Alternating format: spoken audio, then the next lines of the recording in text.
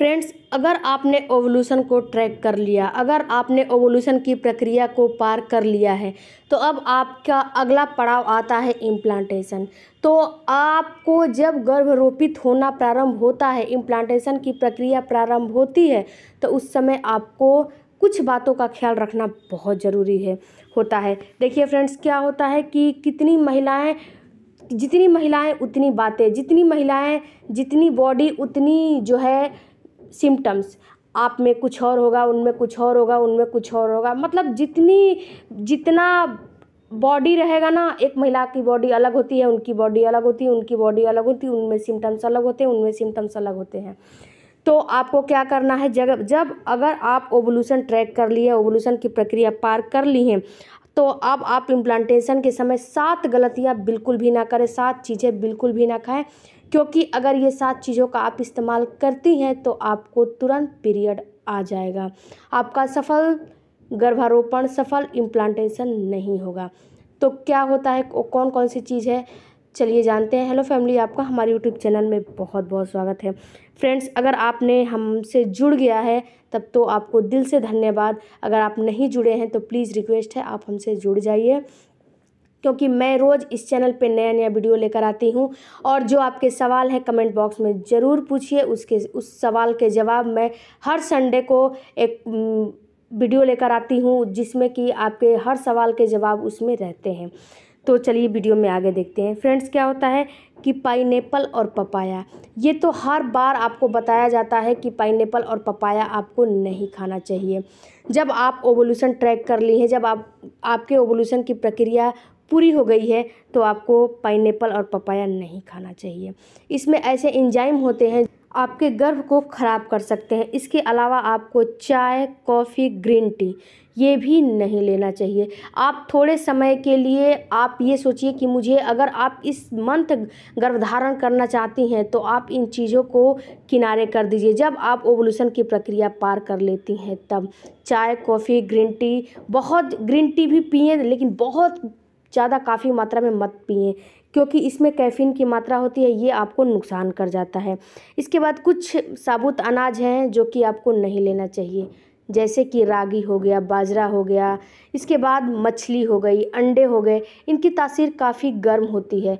तो जब आप ओवोल्यूशन ट्रैक कर ली हैं, ओवोल्यूशन की प्रक्रिया पार कर ली हैं, तो इन चीज़ों को आपको बिल्कुल भी अवॉइड करना चाहिए। इम्प्लांटेशन के समय आपको नहीं लेना चाहिए ये सारी चीज़ें, नहीं तो आपको काफ़ी नुकसान कर जाएंगे। इसके बाद आपको बहुत ज़्यादा गर्म मसाले का उपयोग नहीं करना चाहिए अपने डाइट में। इसके बाद आपको जो गर्म मसाले हो गए, चटक-मटक खाने हो गए, गर्म जो मिर्च मसाले वाली जो बहुत ज़्यादा काफ़ी तीखी सब्जी बनती है, उस चीज़ को भी आपको अवॉइड करना चाहिए।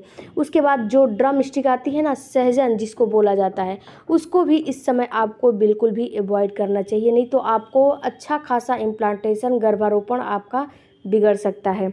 इसके अलावा मैंने भी अपने वीडियो में बताया है कि आपको ओवोल्यूशन के लिए, इम्प्लांटेशन के लिए एक्सरसाइज करना चाहिए। तो आपने अब तक एक्सरसाइज करते आए होंगे, तो अगर आप ओवोल्यूशन ट्रैक कर ली हैं तो आपको हैवी एक्सरसाइज बिल्कुल भी नहीं करना चाहिए। जैसे कपालभाति आपको बिल्कुल नहीं करना चाहिए, अनुलोम विलोम नहीं करना चाहिए। ये जो है, ये सारे चीज़, ये जो सारे एक्सरसाइज है वो आपके पेट से संबंधित है।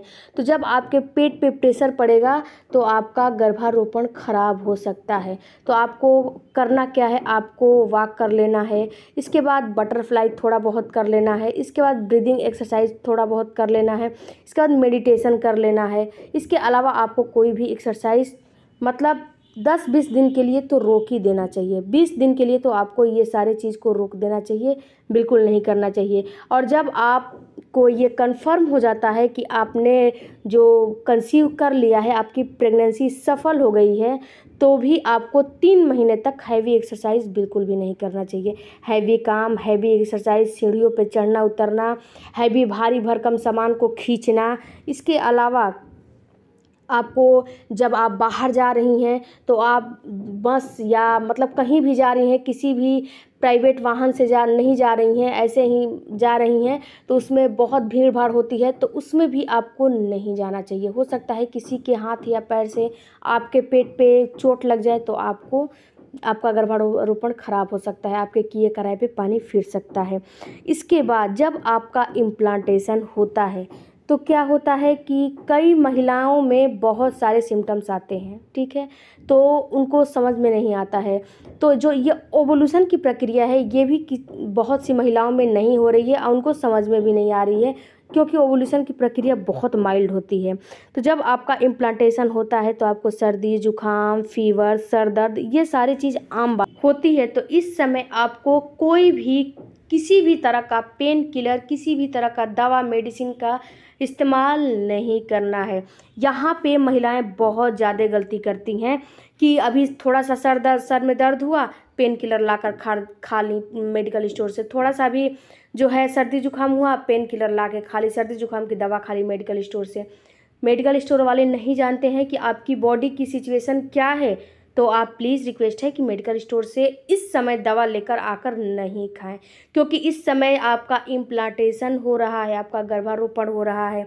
और जब गर्भारोपण होता है तो जो आपका जो यूट्रस है उसकी दीवार होती है, वहाँ पे थोड़ा सा हल्का सा खुरेज के वहाँ पे बच्चे को चिपकाया जाता है।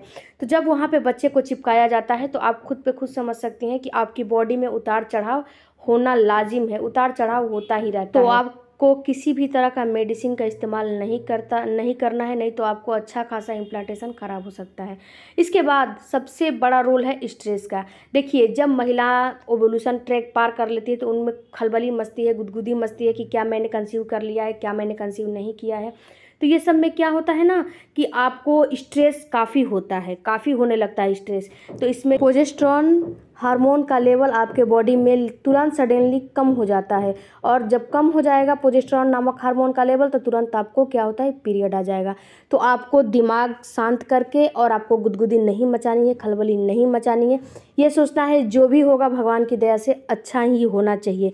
तो आपको स्ट्रेस नहीं लेना है, आपको गुनगुने पानी ना तो पीना है, नहीं तो गुनगुने पानी से नहाना है। इस समय आपको अपने बॉडी के टेम्परेचर के हिसाब से ना तो ज़्यादा ठंडा ना तो ज़्यादा गर्म पानी से नहाना है, मीडियम पानी पीना है, मीडियम पानी का इस्तेमाल करना है। पुरुष हो या महिला, गर्म पानी आपको नुकसान ही करती है। इसके बाद आपको कुछ अपने डाइट में भी चेंजेस करने हैं, जैसे कि आपको चुकंदर थोड़ा बहुत आपको खाना है, अंगूर ले सकते हैं। इसके बाद अनार का जूस आप ले सकती हैं। अनार का जूस आपके जहाँ बच्चा आपका चिपकता है ना, उसके दीवार को लाइनिंग करने में मजबूती देता है। तो ये सारे चीज़ अपने डाइट में आप शामिल करके आप अपने बॉडी को स्ट्रॉन्ग कर सकती हैं और आपकी बॉडी इम्प्लांटेशन गर्भारोपण हो रहा है उसमें सपोर्ट कर सकता है। मिलते हैं अगले वीडियो में। Thank you for watching. Bye bye, take.